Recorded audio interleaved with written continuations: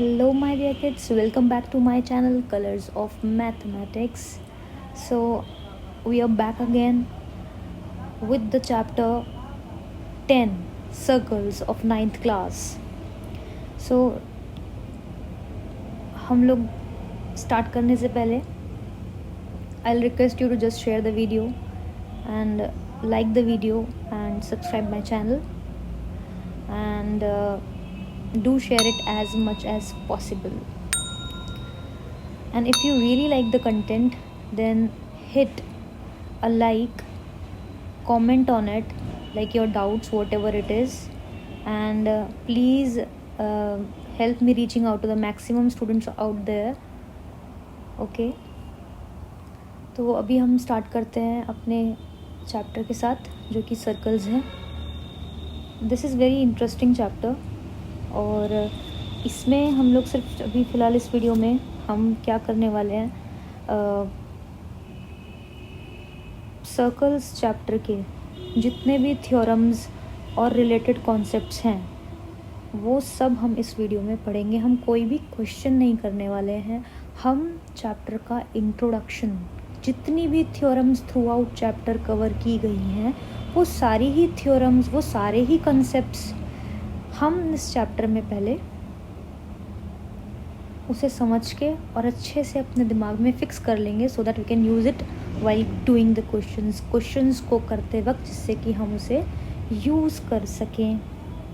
मेरी video bilingual होती हैं, like it will be in Hindi as well as in English. तो ऐसा तो बिल्कुल मत सोचिए कि अगर यहाँ पे कंटेंट इंग्लिश में लिखा है तो जो हिंदी मीडियम के बच्चे हैं वो बेनिफिट नहीं होंगे. They will also be able to take benefit from the video से उन्हें भी उतना ही बेनिफिट होने वाला है, उतना ही लाभ होने वाला है. ठीक है, आप वीडियो को एंड तक देखिए, बैठ के आराम से समझिए एक एक चीज़ और अपनी कॉपी में उसे जॉट डाउन भी कर लीजिए, नोट भी कर लीजिए जो भी आपको कॉन्सेप्ट्स जो हैं लिखने हैं. ये सब इम्पॉर्टेंट नोट्स हैं. अगर आप इनके एक नोट्स बना लेना तो आपके लिए बहुत बेनिफिट होने वाला है for quick revisions. And then उसके बाद आप उसको अपने क्वेश्चंस में अप्लाई भी ईज़िली कर पाएंगे. पर उससे पहले कहीं एक कॉपी होनी चाहिए जहाँ पर आपने कोई एक बुक ऐसी होनी चाहिए जहाँ पर आप नोट्स बना करके रखें, अपने handwritten notes. So let's just start. तो सर्कल क्या होता है पहले हम ये डिस्कस करते हैं. सर्कल गोला, ऑब्वियसली गोला हिंदी में बोलते हैं. अब क्या है, जब भी यहाँ पे मैंने एक सेंटर ओ बनाया है बीच में O. Let's take a different colour pen, orange ले लेते हैं. तो ये जो बीच में यहाँ पर मैंने लिया है ये है मेरा सेंटर.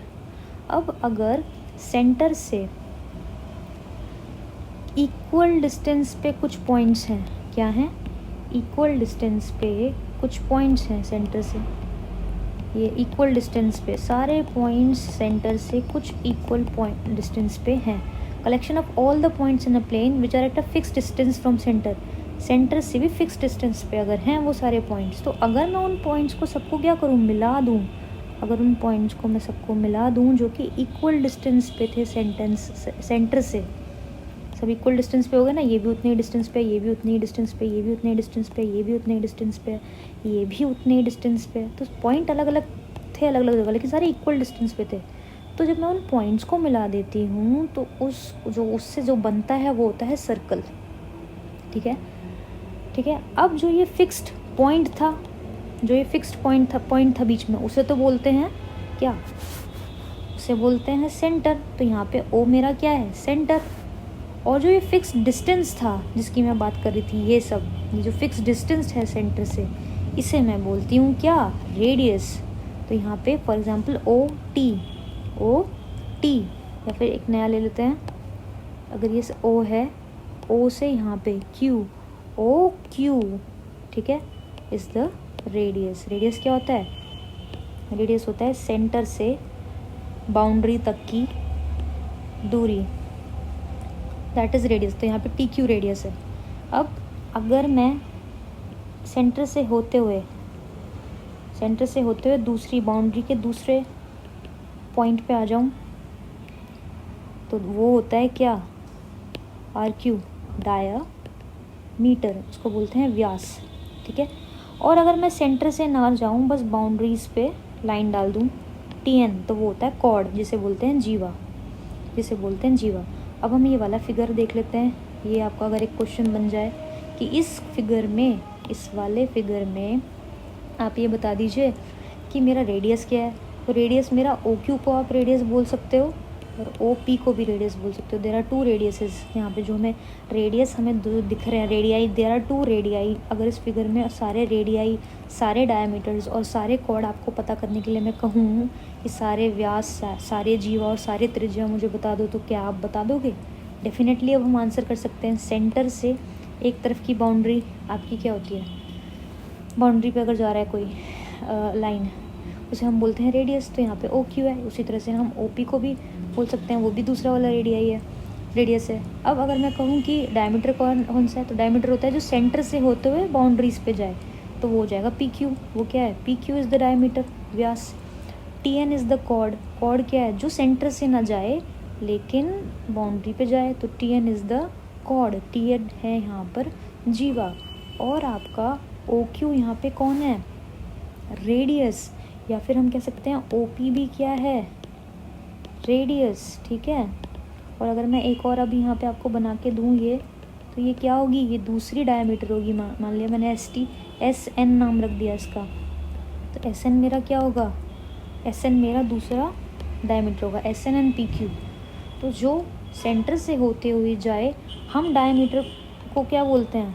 डायमीटर को हम लॉन्गेस्ट कॉर्ड भी बोलते हैं, सबसे बड़ी जीवा, क्योंकि जीवा की तो एक ही कंडीशन है कि वो बाउंड्री इसको टच करेगी, सेंटर की बाउंड्री 1 से दूसरे पे टच करेगी।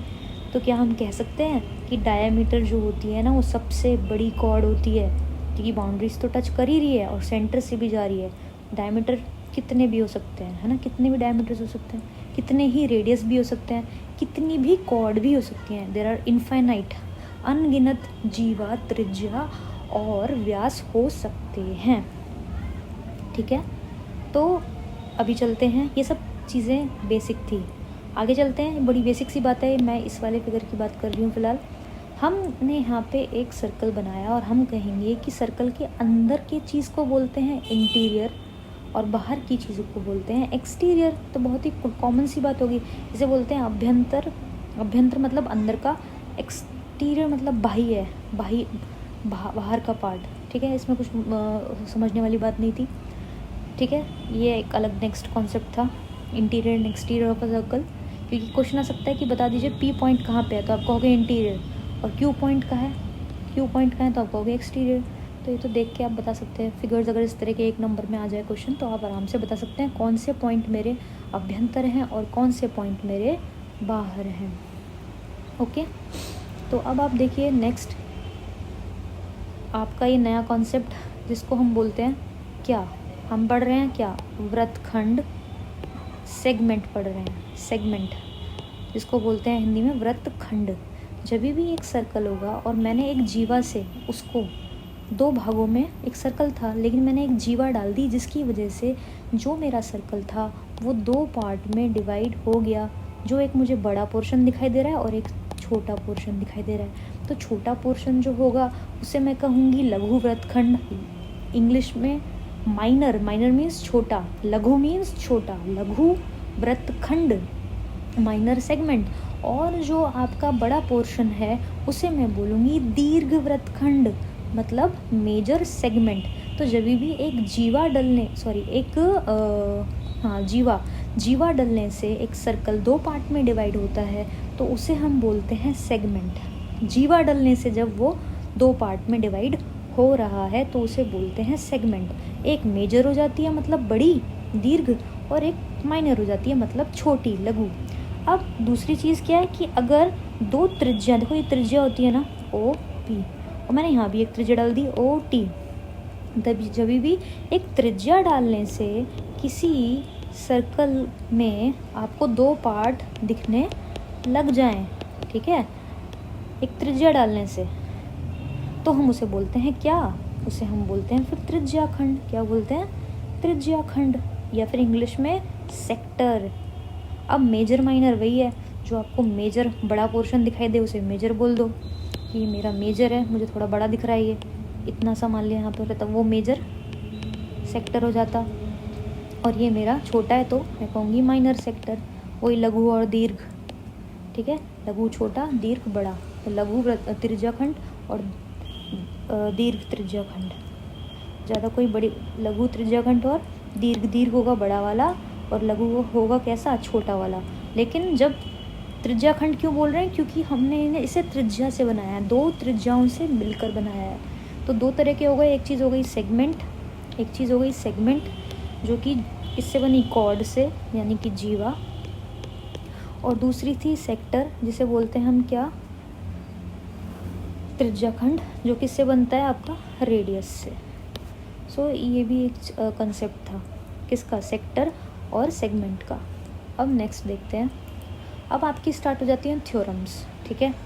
तो थ्योरम नंबर्स तो मैंने ज़रूर नहीं लिखा है, लेकिन यस मैं आपको इन्हें actually I will make it easy for you, और आपके दिमाग में आई श्योर यू, मैं बिल्कुल दावे के साथ कह सकती हूँ कि ये आपको टिप्स पर, आपकी फिंगर टिप्स पे ज़रूर याद हो जाएंगी, ठीक है। तो अभी हम देखते हैं कि क्या कह रहा है। वो कह रहा है equal chords of a circle subtend equal angles at the centre. वो कह रहा है अगर इक्वल कॉर्ड्स हैं तो कॉर्ड ले लेते हैं, एक कॉर्ड बना लें। अब इक्वल कॉर्ड्स, मान लिया यहाँ पे एक कॉर्ड है और एक कॉर्ड यहाँ पे है, और ये दोनों कॉर्ड बराबर हैं। उसने बोला, क्या बोला उसने, कि ये दोनों ही कॉर्ड मेरी बराबर हैं, पी क्यू और टी आर। कहता है कि अगर कॉर्ड्स जो हैं इक्वल हैं, जीवा अगर बराबर हैं, हिंदी में भी लिखा हुआ है, जिनको हिंदी में पढ़ना है एक बार हिंदी में भी पढ़ लीजिए। वो कह रहा है कि बराबर जीवाएं केंद्र पर, मान लीजिए केंद्र है ओ, बराबर जीवाएं केंद्र पर, अगर यहाँ से आप एक कोण बनाओगे ना, ऐसे करके कोण बन गया यहाँ पे, और ऐसे ही मैंने यहाँ पे भी एक कोण बना दिया ऐसे करके। तो जितना ये कोण होगा उतना ही ये कोण होगा। मान लिया ये इस कोण का नाम ओ है और इस कोण का नाम आर है, तो एंगल ओ बराबर एंगल आर होगा। तो ये कहना चाह रहा है कि बराबर जीवाएं केंद्र पर बराबर ही कोण बनाती हैं। अगर उन जीवाओं को खींच के हम बीच में कोण बनाए ना, तो क्योंकि जीवाएं बराबर हैं इसलिए इससे बनने वाला बीच में जो कोण बनेगा वो भी कैसा होगा, बराबर। बस इतनी सी ही बात है कि अगर जीवाएं बराबर हैं तो बीच में बनने वाला कोण भी बराबर होगा। अब इसकी उल्टी बात, रेसिप्रोकल मतलब इसी की उल्टी बात मैं कह दूं कि अगर एंगल्स बराबर हैं बीच के सेंटर के, अगर हमें दिया होता कि सेंटर के एंगल्स बराबर हैं, कि एंगल ओ बराबर एंगल आर, तो हम कहेंगे कि पी क्यू इसका मतलब टी आर के बराबर होगा। उसी की उल्टी बात मैंने कह दी कि अगर एंगल्स बराबर हैं बीच में सेंटर पे, तो इसका मतलब कॉर्ड्स जो हैं, जीवा जो हैं, इक्वल रही होंगी। तो ये आपकी पहली एक कंसेप्ट, एक थ्योरम हो गई, ठीक है। अब नेक्स्ट देखते हैं। हिंदी में जिसको पढ़ना है वो यहाँ से पढ़ सकता है। किसी वृत्त के केंद्र से किसी जीवा पर डाला गया लंब उसे समद्विभाजित करता है, या फिर केंद्र से होकर जाने वाली और किसी जीवा को समद्विभाजित करने वाली रेखा जीवा पर लंब होती है। इसका मीनिंग क्या है कि अगर मैं सेंटर से कॉर्ड पर, जीवा पर एक परपेंडिकुलर डालूं, यहाँ पे ऐसे करके अगर मैं डाल दूं, तो क्योंकि मैंने इसको ऐसे परपेंडिकुलर यहाँ पे डाला, तो ये क्या करेगा, कॉर्ड को बाइसेक्ट कर देगा, मतलब इक्वल पोर्शन में डिवाइड कर देगा, टी एन आर, तो N T equal to T R हो जाएगा। ऐसा क्यों हुआ, मैं कह रही हूँ कि जब भी अगर मैं सेंटर से एक 90 डिग्री का एंगल कॉर्ड पर डाल दूँ, तो वो 90 डिग्री का डालने पे ना ये कॉर्ड पूरी की पूरी आधे आधे हिस्सों में बराबर बट जाएगी। इसका उल्टा कि अगर मैं कहूँ कि जो बराबर पी क्यू एन, अगर मैंने कहा कि N P is equal to N Q है, बराबर है अगर, तो इसका मतलब जो यहाँ पे लाइन डल रही है वो कैसी है, परपेंडिकुलर है। अगर बराबर है N P equal to N Q, अगर कोई बोल देना कि N P equal to N Q है, इसका मतलब जो उसके ऊपर लाइन डल रही है ना वो 90 डिग्री की रही होगी, ठीक है। तो वही उसी बात का मैंने यहाँ पर उल्टा कह दिया। एक्चुअल में बात थी क्या कि अगर मेरे पास एक सेंटर है और मैं सेंटर से 90 डिग्री का एंगल डाल देती हूँ कॉर्ड पे, तो जब मैंने 90 डिग्री का डाला ना, तो वो कॉर्ड आधे आधे हिस्सों में डिवाइड हो जाती है उस 90 डिग्री के एंगल डलने से। जब तुमने 90 डिग्री का एंगल डाला तो अगर कोई लाइन ओ क्यू रही होगी, नहीं मतलब क्यू आर रही होगी और ये टी है, तो उसने क्या करा, उस लाइन ने Q T equal to T R उसे आधे आधे हिस्से में बांट दिया। तो ये प्रमेय ये बात कहती है। नेक्स्ट देखो क्या कह रहा है कि अगर इक्वल कॉर्ड्स हैं, मान लिया इसका नाम हम रख लेते हैं ए बी और इसका सी डी। वो कह रहा है कि equal chords of a circle are equidistant from the centre. एक वृत्त की बराबर जीवाएं केंद्र से बराबर दूरी पर होती हैं। बराबर जीवाओं, ये बराबर जीवा है, उसने बोला है कि जीवा कैसे है, समान जीवा जो है समान है, ये आपको गिवन है। तो अगर समान जीवाएं हैं ना, तो वो समान दूरी पे भी होती हैं। मतलब डिस्टेंस कैसा होगा इन दोनों का, यहाँ से यहाँ तक और यहाँ से यहाँ तक, इनका भी डिस्टेंस सेंटर से कैसा है, सेम है। मान लिया ये 2 है तो ये भी 2 सेंटीमीटर है। तो अगर जीवाएं बराबर हैं तो उनका सेंटर से डिस्टेंस भी बराबर होगा। इस जीवा का अगर सेंटर से 2 सेंटीमीटर है तो इस वाली जीवा का भी 2 सेंटीमीटर होगा। एक बार दोबारा देखते हैं हमने क्या पढ़ा कि अगर एक जीवा यहाँ पर है, एक जीवा यहाँ पर है, और किसी ने आपसे बोल दिया कि ये दोनों जीवाएं मेरी बराबर हैं, तो बराबर जीवाएं सेंटर से भी समान दूरी पे होते हैं। तो अगर ये 5 सेंटीमीटर दूरी पे है तो ऑब्वियसली ये भी सेंटर से 5 सेंटीमीटर की दूरी पे होगा। ये हमारी प्रमेय कहती है। इसका उल्टा कि अगर सेंटर से, सेंटर ओ है, ठीक है, सेंटर से ये 2 सेंटीमीटर की दूरी पे और ये भी 2 सेंटीमीटर की दूरी पे है। इसका मतलब क्या टी क्यू मेरे आर पी, 2 कॉर्ड हैं टी क्यू और आर पी, तो क्या टी क्यू और आर पी भी समान दूरी पे अगर हैं तो क्या T Q equal to R P होगा, आर पी होगा?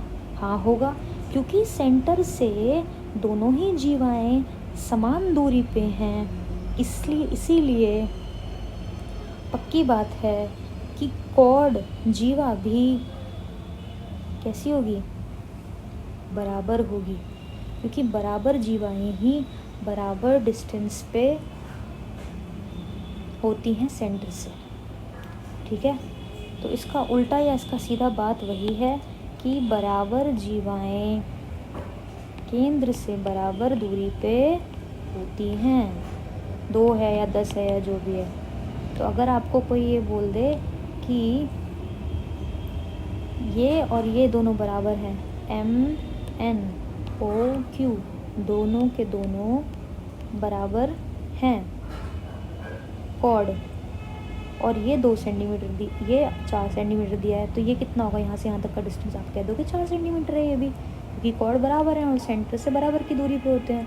तो OT बराबर TM, OT equal to TM हो जाएगा, इज इक्वल टू कितना हो जाएगा, 4 सेंटीमीटर। तो अगर आपको कोई OT दे दे तो आप OM भी निकाल दोगे, क्योंकि वो भी 4 ही होगा। ठीक है, अगर मैं इसमें यहाँ पे रब करके आपको ये क्वेश्चन यहाँ पे एक बना दूँ, और क्वेश्चन ये बोल रहा है कि AB इक्वल टू CD है, क्या है कि AB equals to CD, and ये दोनों कॉर्ड्स हैं, ये दोनों जीवाएं हैं, तो आपको यहाँ ये दूरी दी है 7 सेंटीमीटर, MO की दूरी कितनी दी है 7 सेंटीमीटर। तो क्या आप OR की निकाल सकते हो? हाँ निकाल सकते हैं। हमें उसने दे दिया कि AB इक्वल टू CD है और OM उसने 7 सेंटीमीटर दे दिया, तो OR कितना होगा, OR भी 7 ही होगा, क्योंकि इक्वल कॉर्ड्स हैं तो सेंटर से समान दूरी पर OR भी होगा। अगर OM 7 है तो OR भी 7 सेंटीमीटर होगा। तो इसी तरह के क्वेश्चंस आपको चैप्टर में करने के लिए भी मिलेंगे। अब आप नेक्स्ट देखो, नेक्स्ट ये कह रहा है कि जैसे आपके पास ये सेंटर है O, ठीक है, लैंग्वेज आप एक बार पढ़ सकते हैं। The angle subtended bye an arc eight the centre is double the angle subtended bye it at any part of the remaining circle. क्या है, हिंदी में पढ़ लेते हैं। किसी चाप द्वारा केंद्र पर अंतरित कोण उसके द्वारा वृत्त के शेष भाग के किसी बिंदु पर अंतरित कोण का दुगना होता है। इसका मीनिंग मैं बता देती हूँ। हम 11th पढ़ रहे थे कि केंद्र पर बनने वाला जो कोण है ना, मान लिया मैंने एक चाप थी, चाप मीन्स मैंने ये वाली चाप ली है, कौन सी, ये चाप ही होती है ना, आर्क बोलते हैं इसको। इस चाप से मैंने यहाँ पे एक एंगल सेंटर पे बनाया, यहाँ पे कोई एंगल बना होगा, तो मान लिया वो 60 डिग्री है, ठीक है। तो और यहाँ से मैंने इसकी बाउंड्री पे भी एक एंगल बनाया। तो मैं बता दूँ, प्रॉपर्टी ये कहती है कि सेंटर पे हमेशा, चाप तो यही थी, इसी चाप से यहाँ तक की चाप थी, सिर्फ यहाँ से यहाँ तक की चाप, इसी चाप से मैंने सेंटर पे एंगल बनाया, इसी चाप से मैंने ऊपर की तरफ ले जाके एक एंगल बनाया। तो जो बीच का एंगल होगा हमेशा बाउंड्री के एंगल से डबल होगा, क्योंकि 30 × 2 = 60 डिग्री। अगर एग्जांपल में मैं और कुछ ले लूँ तो जैसे मान लिया मैंने यहाँ लिया 120 डिग्री और मैं पूछूँ यहाँ पे कितना होगा, क्योंकि ये डबल है इसका मतलब यहाँ पे ये हाफ रहा होगा। मैं इसका उल्टा पूछ लूँ कि अगर मेरा यहाँ पे कितना है 50, कितना 50 डिग्री, तो यहाँ कितना होगा 100 डिग्री, क्योंकि सेंटर पे डबल होता है। सेंटर पे बनने वाला कोण हमेशा उसी चाप से, चाप वही रहेगी, ये चाप थी यहाँ से यहाँ तक की, इसी से मैंने यहाँ पे बना दिया। तो अगर यहाँ पे 100 डिग्री है तो सेंटर पे दुगना होगा। तो यही आपकी प्रॉपर्टी थी। नेक्स्ट क्या कह रहा है, आप एक बार देख लो। तो ये एग्जांपल्स थे कुछ, और मैं भी, मेरे पास स्पेस का कमी है तो मैं थोड़ा सा रब कर रही हूँ इसको। तो नेक्स्ट स्टेटमेंट आपकी कहती है, if the arcs of a circle are equal, अगर आर्क्स इक्वल हैं तो कॉरस्पॉन्डिंग कॉर्ड्स भी इक्वल होंगे। ये बहुत ही ज़्यादा आसान है। खैर वो कह रहा है कि अगर चाप इक्वल है ना, चाप मीन्स देखो अभी हमने एक सर्कल बना लिया है यहाँ पे, उसने बोला कि अगर आर्क इक्वल है, यहाँ से यहाँ तक की आर्क है, ठीक है, यहाँ पे भी उतने ही, जैसे जितनी बड़ी आर्क ये थी ना उतनी बड़ी आर्क ही है।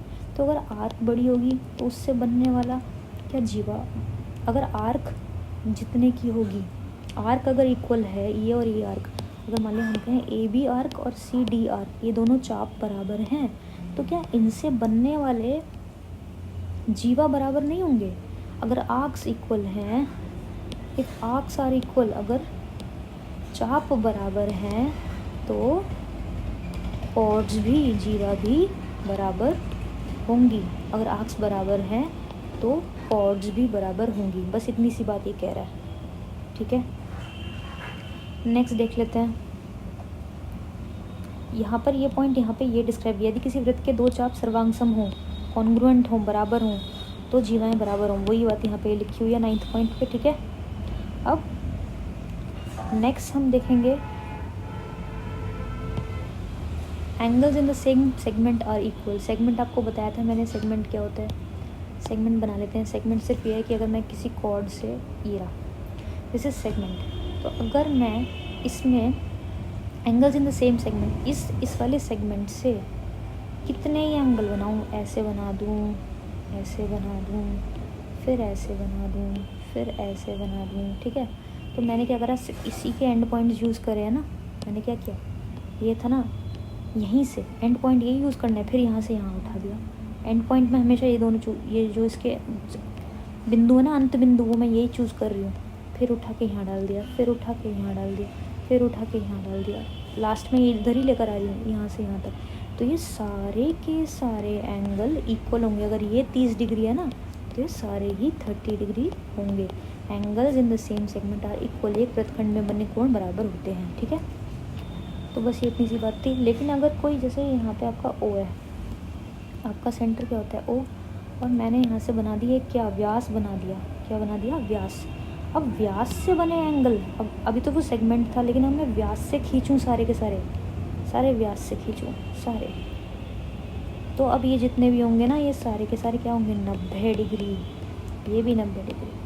तो अगर एक समान कोई भी ऑर्डिनरी सिर्फ एक कॉर्ड है, सेगमेंट है ना, तो एंगल हम सिर्फ कहते हैं कि बराबर है, चाहे तो 30 है, चाहे 50 है, चाहे 60 है, सारे 50 होंगे, खैर है ना, सारे 50 होंगे। 60 होते तो सारे ही 60 होते, 60 होते तो सारे ही 60 होते। लेकिन अगर आप व्यास से खींच रहे हो, इससे डायमीटर से आप सारे के सारे एंगल्स बना रहे हो, तो जितने भी बनेंगे इस साइड बना लो या इस साइड बना लो, कहीं पे भी बना लो, या अगर मैंने ऐसे ये डायमीटर है इस साइड बनाया होता, ठीक है, जितने भी बनाते मैं, जितने भी एंगल मैं यहाँ बनाती बाउंड्री से टच करते हुए, कहाँ से, बाउंड्री से टच करते हुए, तो सबका मेजर, सबका माप 90 डिग्री ही आता। तो ये आपकी प्रमेय थी। नेक्स्ट एक बात ये कह रही है, if a line segment joining two points subtends equal angles at two other points lying on the same side of the line containing a line segment, the 4 points lie on the circle.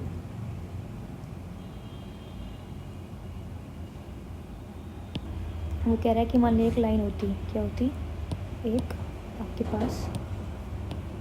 Pass line होती, ठीक है, if a line segment joining 2 points, ये point है, if a line segment joining 2 points subtend equal angles at 2 other points, इससे अगर मैं यहाँ पे ये एक एंगल बनाऊँ और एक एंगल बनाऊँ और मैं ये कहूँ कि ये वाला एंगल इसके बराबर है, ये भी तो किसी, तो जब मैं इन चारों पॉइंट्स को क्या करूँगी, मेरा फिगर क्योंकि ठीक नहीं मिलाऊँगी तो क्या बनेगा, सर्कल। तो ये बात कहता है बस, ठीक है, कि अगर मैंने किसी लाइन सेगमेंट से 2 एंगल बनाए किसी और 2 पॉइंट्स पे पी क्यू पे मान लिया, तो जब मैं पी क्यू ए बी चारों को मिलाऊंगी ना तो एक सर्कल बन जाएगा। ये सिर्फ यही बात कह रहा है, जो कि आपका 14th पॉइंट है। यदि 2 बिंदुओं को मिलाने वाले रेखाखंड उसके अंतर्विष्ट करने वाली रेखा के एक ही और स्थित 2 अन्य बिंदु पर समान कोण अंकित करें तो चारों बिंदु को एक साथ मिलाने पर वृत्त स्थित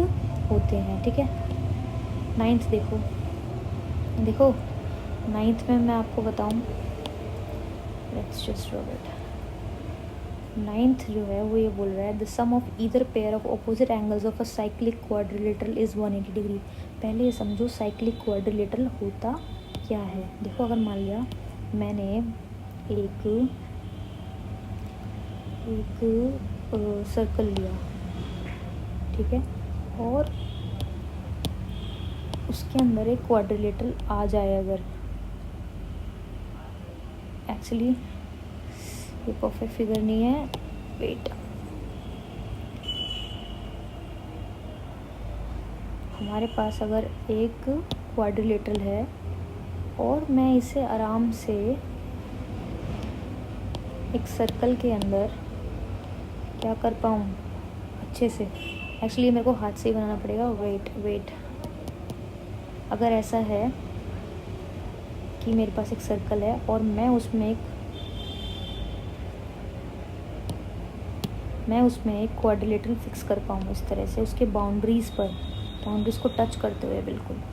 तो क्योंकि ABCD, ठीक है, क्योंकि ये सर्कल, ये क्वाड्रिलेटरल, ये चतुर्भुज पूरी तरह से इसका एक पॉइंट ABCD सर्कल की बाउंड्री को टच कर रहा है, इसीलिए इसको बोलते हैं साइक्लिक क्वाड्रिलेटरल, क्योंकि टच तो कर ही रहा है। एक प्रॉपर्टी इम्पॉर्टेंट ये है कि साइक्लिक क्वाड्रिलेटरल के अपोजिट एंगल्स हमेशा किसके बराबर होते